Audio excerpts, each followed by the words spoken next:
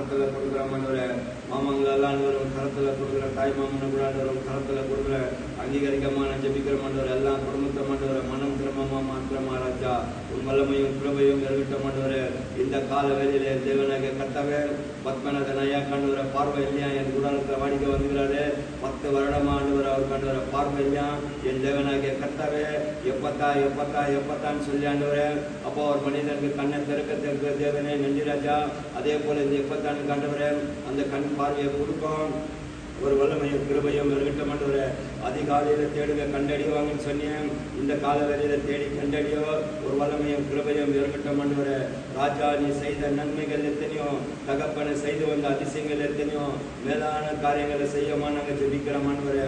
ஒவ்வொரு நாளும் ஆண்டவரை உன் பாதப்படியில் அமர்ந்து, ஒவ்வொரு நாளும் ஆண்டவரை உன் பாதப்படியில் ஆண்டவரை அப்போ அமர செய்த நன்மைக்காக எண்ணி துதிக்கிறேன்.